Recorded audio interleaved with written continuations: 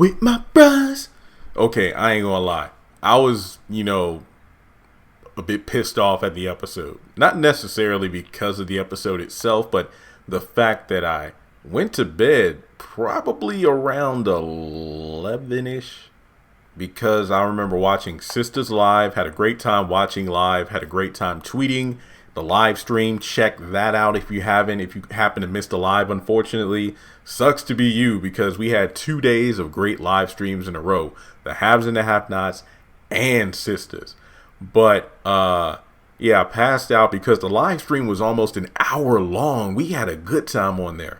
And then I woke up around 2:15 and I'm like, oh yeah, this is probably because I was up last night, waiting on Loki. So I'm like, oh wow, bruh comes on at 3. So I'm like, okay, let me, shave, take a nice shower, get myself together. That way I can watch bruh as soon as they upload it to BET Plus, and then make out my video list, because like I mentioned in the live stream, okay, I want to burn through videos Thursday and maybe into Friday, focus on the weekend on getting my last haul of eBay sailed items ready for shipping early next week. I got some boxes coming from Walmart.com today, so I can pack up the rest of my stuff, and then by next weekend I'm ready to move. I'm like, okay, I got this. This is going to be good.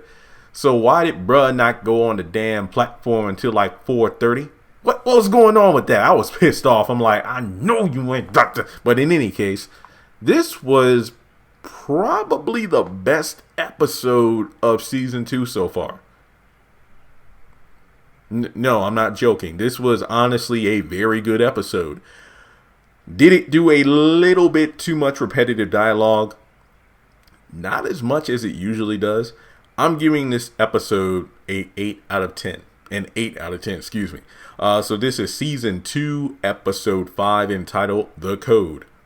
Homies over hoes, homies over hoes, do the homie, do the homie. I don't know why a Boondocks clip just popped up in my recommended last night. So, yeah, before we go forward in the review, go ahead and take a moment to hit the thumbs up button to show you like the video. Hit subscribe, hit that bell icon, and select all. That way you don't miss out whenever I post content to the channel. And remember, we are back to 5 shows to review per week. Have and Have Nots, Sisters, Bruh, House of Pain, Assisted Living. And follow me on social media. Links are in the description below. I'm going to try to be more active on Instagram, but I'm busy with stuff, so we'll see about that. So we pick up where we left off, where Bill is pulling himself away from Pam. And Pam is just like, what are you doing? What's wrong with you? No. Look, have you ever heard of, the code, bruh code, aka man law? What are you talking about? Thou shalt not hook up with bruh's ex, or, bruh's current girl. And Pam is just being relentless. And I'm just like, I ain't going to front. Bill, you a stronger man than me, because I would have. She talking about, let's go upstairs. I don't even know if I could have got my seatbelt off or things would have popped off. Because, look, you need to get... What the heck did he say? He's like, look, you need to, get off this thing. You need to get out. You need to go upstairs. No, you come upstairs and get me off. I'm like, what the hell? Damn, Pam. We really doing this? Okay. All right, so... She is like, wait, you're hard. It's like, you're hard. I can see you. Look, you're hard right now. It's like, no, it ain't got nothing to do with you. I'm thinking, oh, wow. Is it because of Regina? Is that what's going on here? But he's like, no, I got to go to the bathroom real bad or whatever. And it's like, no, it ain't. So then she gets on the phone saying that she's calling Regina. And Bill's like, wait, what's going on? I'm just like, I know good and hell well Pam ain't going to call Regina and then say that Bill just came on to me. And I'm like, if she did that, I would hate Pam. I would think that for a second, but then I can't hate her, because then she'd smile and I'd be like, damn it, Pam. But in any case, he talks about how, well, even before she gets on the phone, Bill's like, look, your Mike, you and Mike got a thing, and not just that, like, you see a lot of other guys and whatnot. And then, like with Regina, it's like, wait, are you and Regina together? Well, no, not officially. Well, me and Mike aren't together either. And it's like, well, it ain't like, well, it ain't the same. It ain't the same. So basically, she gets on the phone claiming to call Regina. Low key, it wasn't until that wasn't a reference to Loki. That was just low key, as in, hey, on the flip side, later in the episode when Bill brought something up to Tom about the phone call, I never even thought about it. So I honestly thought that Pam had called Regina. And apparently this was all a quote unquote test. It was like, you know what? We set this thing up to see, if you'd fall for it and whatnot. And the thing about it when she was on the phone is like, no, he didn't even mention you, girl. It was the fact of some sort of dumbass bruh code. It had to do with Mike. It didn't have anything to do with you. So theoretically, the test would have been, okay, Pam, you come on to Bill, and then you tell me whether or not Bill falls for your, seduction. And if he does, the hell with him. I know he's still a dog. But if he doesn't, then let's see why he doesn't, come on to your advances. Because it's like, you're a temptress, you're a seductress. I'm thinking, this Jezebel here. Because Bill, like, I call her every name in the book. Not anything raunchy, but it was like, look, you need to stop. You need to get upstairs. Like, look, this is reverse sexism.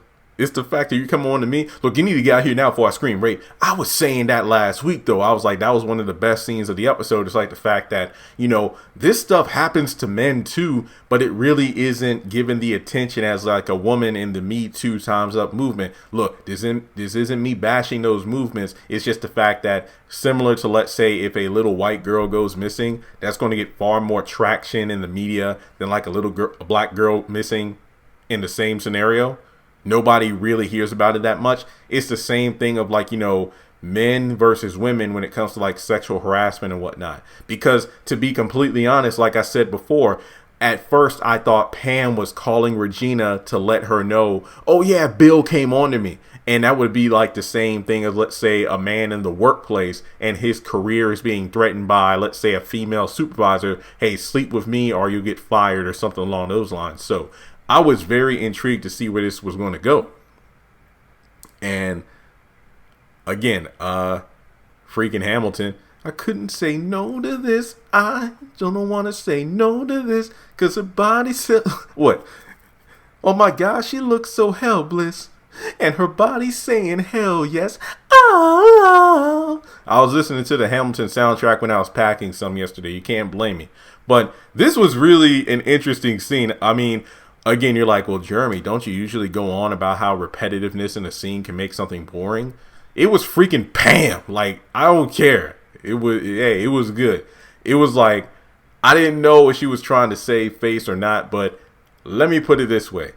I will come back to this scene later in the episode, moving forward. Oh, also, I gotta mention, this episode did a good job of like skipping around to different locations, because that's one thing I always thought, because as soon as I clicked on the episode, I'm like, oh, here we go. It's like, so we're going to get 10 minutes of Bill and Pam in the car, and then the back half of the episode, we're going to be in another location, and then we might squeeze in one location during the last 30 seconds, and that's it. No, we went to like 5 places, if I'm not mistaken. Bill's car, Tom's apartment, the sandwich shop, the hospital, and then Mike's loft. So we went to 5 different places, and that's another reason this episode gets such a high score. All right, so the next morning, when Bill's hard on, it might be gone. Even though if that was me and Pam, it probably would not be. We go over to Tom's apartment. Greg's bringing in some of the boxes he had in his car, and Officer Grills actually is helping him out, because apparently they met in the parking lot because, yeah, she was screaming at me because I was double parked. And it's like, yeah, but, I saw him and, kind of felt bad for him. And then, I wanted to help him unpack. So Tom's like, oh, okay, what's going on here? Okay. So, unfortunately, there was no luck finding the carjacker. And to be honest, last week, was it not last week? Was it? But the week before last, when we found out that Greg bought a very expensive sports car, I would have thought he would have mentioned something about a carjacker. Like, wait, a carjacker? I just got this new car. This ain't good. But basically, there's some flirtatious actions going on between Greg and the officer, and Tom's like, okay, well, yeah, so you didn't catch the carjacker, but that's okay. Well, Greg, that's how I met her. She actually came by a couple days ago to, file a report. And Greg's like, oh, you live down the hall? Okay, okay. So I'm just like, mm-hmm. So Tom's like, hey, well, you know what? I got to get to work.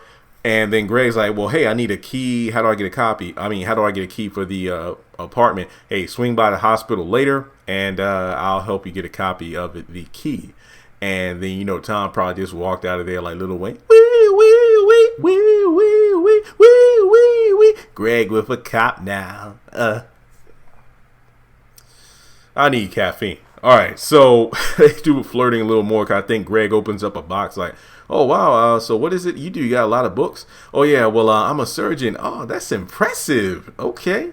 It's like, yeah. So, well, hey, I'll help you with one more box, and I really got to go back to my shift. And it's like, well, hey, since you live in the building, then I guess I can return the favor sometime. You live right down the hallway. Okay. Yeah, because I understand, I remember what it was like moving in this building. As someone who has to move next weekend, I'm definitely not looking forward to that process. Thank goodness I'm on the first floor. So, the U-Haul, we can put that in the parking lot and be good. I got to call some people or hire people. Yeah, I got a lot of stuff. All right. Well, in any case, once they're done flirting, we go over to Alice and John at the sandwich shop. And this scene here was the most shocking thing of the episode. Because of the fact that I'm like, holy crap. It's like Tyler saw the tweets and the comments. And this is my favorite thing of any Tyler Perry project, or pretty much any show or franchise I review in general, where it almost feels like the people writing the show have the characters talk. It's almost like they're talking directly to us, because John is saying to Alice what some of the biggest complaints about bruh is. Miss Alice is too much. She's too vulgar. She's just, being too flirtatious. And I'm like, because John won't play it. I don't even think he cracked one joke in this scene. I'm like, oh, damn, John is serious. So John basically, hey, Ma, can we sit down? And we have a serious talk. And then he pulls out a chair and she goes across the restaurant. And yet again, we get a nod to the fact that the timeline of this show makes no sense. What are you doing? What are you doing, Mom? Look, you don't call me Mom unless you want something. I'm social distancing. When she said that, I'm like, what? Bruh takes place before Sister Season 1, Episode 1. Why are we... What, in Episode 1 of Season 2... you got the George Floyd reference. In Episode 5 of Season 2, you got social distancing. And then, hell, later on, Bill even does something that has me going, Bill, are you referencing what I think you're referencing? So, look, I'm not docking points for that. I'm just like, when the hell does this show take place? So, John pretty much talks about the nasty talk and everything that, Alice does. And it's like, look, can you please tone down? Look, I'm going to be me. Don't worry about it. Look, that napkin dispenser. It just came. I'm like, ain't this some mess? We all got that one friend who can turn anything. I feel like every friend group has those group of people. The one person who will make anything sexual. The one person who they can sing, but they will turn any freaking sentence or reference into a song. And I'm like, I was talking about a freaking boomerang. This ain't got none of the Baby Come Back to Me. Remember Vanessa Hudgens used to put out music? But yeah, so in any case, it's like, look, I'm not your friend, I'm your son. Can you stop flirting with my friends, saying all these things about, sex and, grabbing their behinds and whatnot. And when Miss Alice continues like, I'm going to do whatever the F I want to do. He pulls out the IRS letter as leverage for lack of paying taxes on the tips that she got. I ain't gonna lie, as someone who has similarly has plans for the, no, we're not doing that. Basically, for John to do that, I was like, bruh. Yes, I was like, bruh. He ain't playing. He was like, I will turn your ass in, mama. But I love you. No, you don't. Don't you do the same thing to me? When you talk down to me, you say all these things, you harass me, hit me upside the head, and then go, I love you. Same thing. See, parents don't like it when you do that kind of stuff. Like, not to get too deep, because if you watch my one venting video, then you know what I'm talking about here. Yeah, that video that was like an hour long. then you know that I was going through the same thing a few months ago where I was just trying to have a conversation with my dad and he flipped out. And I'm like, you know what? I know what I'm going to do. But this honestly was a good scene. Not just because John was calling out Alice, but he was doing it in a respectful fashion. And it's such a powerful thing. I'm not crying. I just got the sniffles real quick because I actually fell asleep with the fan facing my bed, which was a mistake. So it's just a slight sniffle. But basically, you know, when kids try to, and I don't even want to use confront, but address something with their parents that honestly bothers them. And it makes sense how the older generation, it sucks how they'll react to that, where they think we're being disrespectful, we're being ungrateful because they probably never had that conversation with their parents, or I don't care, I'm going to be who I am. But the thing about it is, it's like that lack of sensitivity where, hey, Ma, I understand you're being you, but you're not understanding how that impacts me as well as the people around you. It's like you're making people uncomfortable. You're honestly being completely inappropriate. I mean, when you're with your friend, what was that phrase called? The word I learned in communications, jargon. You know, jargon is like the type of language or dialogue you use. Obviously, you might talk slang or whatever with your friends, but when you're in a professional setting, you tone it down. So I just like the fact that John was trying to do this in a polite fashion before even pulling out the IRS letter. That was funny.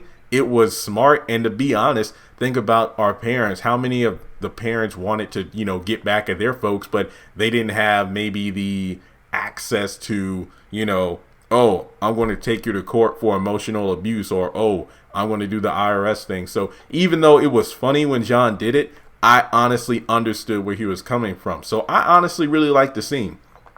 And I love when Bill came in because of the fact that, oh yeah, and I know what Miss Alice was talking about. You know, she was just trying to get back at John. You know, your daddy told me to get an abortion. Yeah, think about it this way: for $30.99, your ass wouldn't be sitting here right now. And I get it; it kind of dragged on a bit, but at the same time, it was Miss Alice like, you know what? You think you got me? Checkmate, Negro. But I got a few things to tell you. It's like, okay, Ma, go ahead, speak your mind. But I still got this IRS letter. It's like, yeah, I'm going to call my sister and cuss her out because she told me to keep you instead of aborting you. So again, while that might seem cold, I did like the scene. Oh, sorry, hit my remote. I did like the scene for what it was. So then Bill comes in and, you know, Alice was very cordial. Hey, how are you doing, William? William, what are you talking about? Anything I can do for you? No, I'm good, Miss Alice. Well, thank you. I mean, well, hey, you have you have a good day. So then she gets up and then I think John's like, well, thank you, Mom. Yeah, whatever, motherfucker. And then walks off. I'm like, Miss Alice a trip. All right. So in any case, Bill sits down because, you know, he's like, yeah, I got a place to, I wanted to stop by and talk before I go to, you know, to this job. But I do believe that when Bill was like, wait, why is she acting so weird? I threatened her at the IRS. Man, he should have done that a long time ago. I was waiting for Alice to scream something out from the back because in season 1, she always talked about how I can hear everything even from the back room. So he brings up Pam and the fact that, hey, she came on to me, but I think it was all a setup. But then again, I honestly think she came on to me for real. And I haven't talked to Regina about it. So then John, you know, was listening attentively. This scene kind of made me go, please, Lord, don't let this be one of these things where Bill only tells part of the story and then John runs with it. And it's like, no, let's talk about the entire scenario. But no, thankfully that wasn't the case, even though I do feel like some pieces of the puzzle were missing. But he's like mid-conversation, hey, you know what? I don't think you were the best guy to come to with this advice. Maybe I should go talk to Tom. You know what? Hey, it's all good because, you know, I'm here for motivational support, but I understand. It's no harm, no foul. So he gets up and leaves. And then we go to a new location like, damn, they're moving pretty fast in this episode. So Bill visits Tom at the hospital. You know, he's helping out a patient. Low key, I thought it was Valerie for a second, you know, from the skin complexion and the hair. I'm like, is that Valerie? My boo? Oh, yeah, it wasn't her. Okay, that was actually a real sniffle because I'm sad. So this patient leaves the room and then Bill comes in. He grabs a can of spray and sprays it around. And Tom's like, wait, what are you doing? You know, hey, I got to avoid catching whatever's in the air. I'm like, is this a Rona reference? Because if it is, it doesn't make sense because they would all be wearing masks. But then again, I have not been inside of a hospital in like 3 years, so I don't know if they would be wearing masks in the hospital, even though I think they would. But in any case, kind of like the social distancing, I'm like, we're really doing that, huh? But to be fair, in a hospital, if there's a patient who just came out of the room and they had something, then it makes sense why you want to sanitize it. So, Bill is having a little back and forth with Tom. It doesn't go on terribly long, but I'm just like, let's get to the meat and potatoes of the conversation. And, Tom's like, yeah, even though there aren't patients out there, I still got paperwork and everything. You came in the middle of my workday. What's up, bruh? So I need to find my passport for what? This guilt trip you're taking me on. I ain't gonna lie. That was a funny line. So he talks about the Pam situation. And this is the part that tripped me out. I was sitting right next to her. She claimed she was calling Regina, but here's the thing, bruh.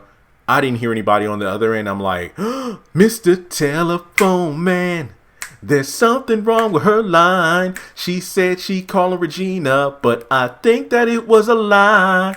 Must be a bad connection, cause she wanted attention. Look, I was watching the Bobby Brown story yesterday, and I forgot Pam actually played in that movie. I was like, that's Pam. Okay, so Mike doesn't know.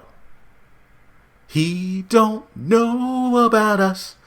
Tom is like, look, what we need to do, keep it on the DL. You don't say nothing. Don't, like Pops from Wayne's brother, shh, don't tell nobody.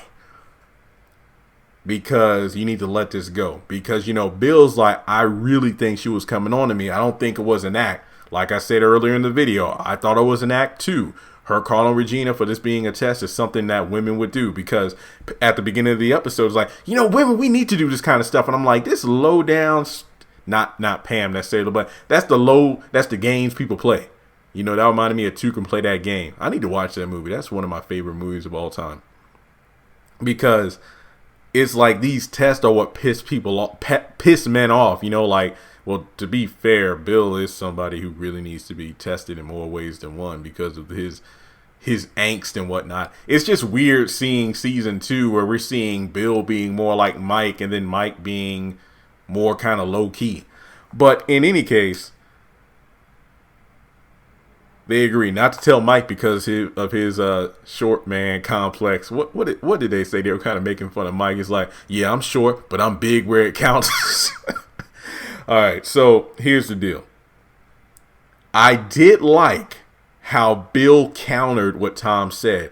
Okay, I ain't telling him nothing, but what if Pam tells Mike first? I'm like, that's what I like to see, level-headedness, because he's asking the same damn questions I ask myself when I'm taking the notes.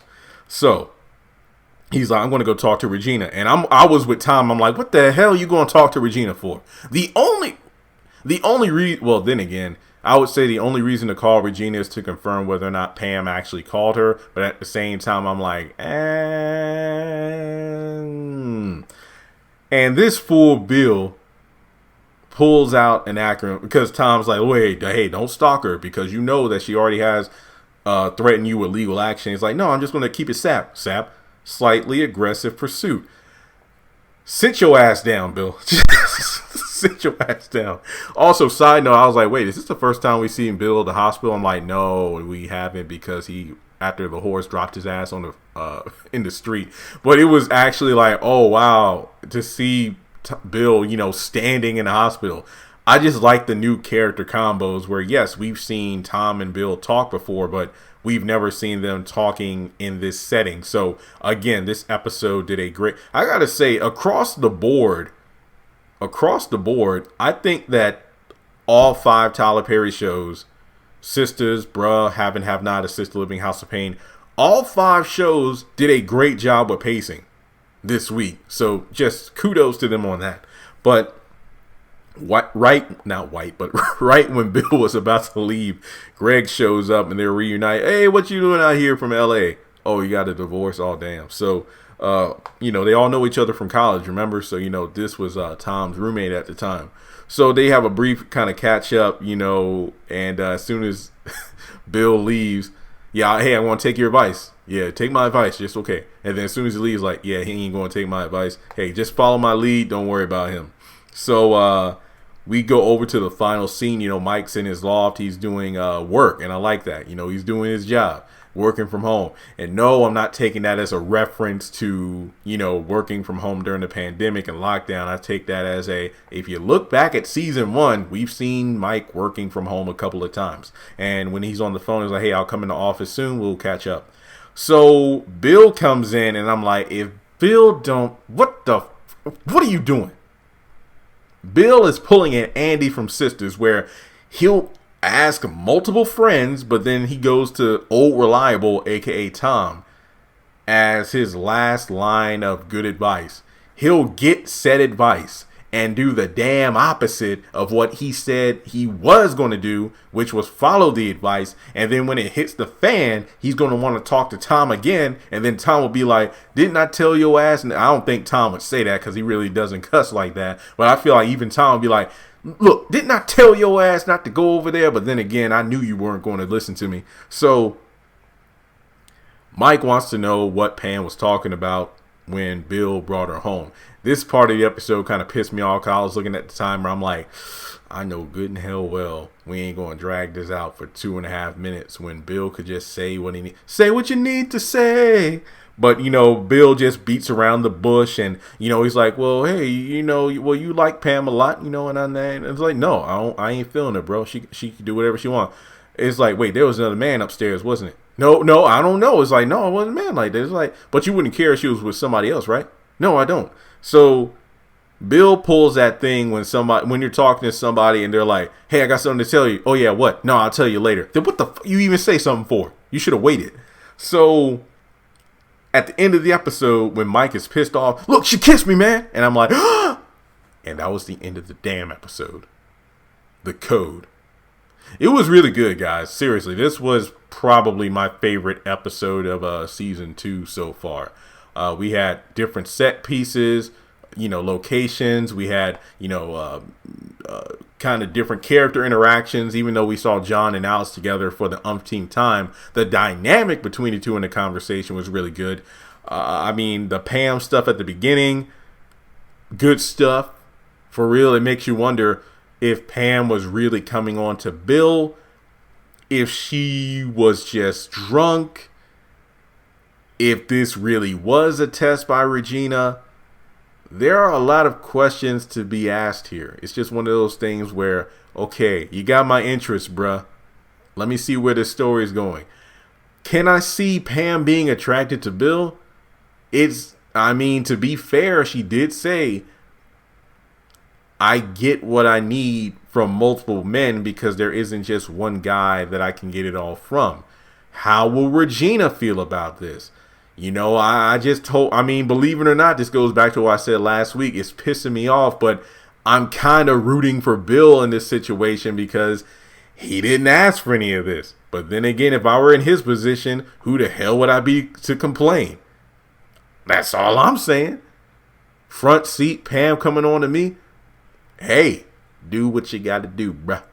But to be fair, I would want her sober as opposed to waking up the next morning. I'm just a drunk rebound and then I'll be in my feelings. But overall, solid episode. I suggest watching it.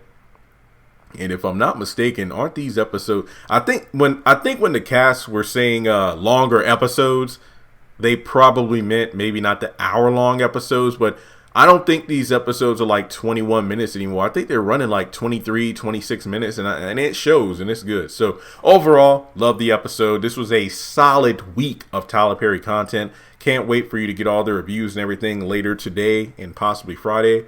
So with that being said, if you watch, bruh, let me know your thoughts in the comment section below. Like and subscribe, and if you would like to donate to the channel, feel free to do so on PayPal or Cash App.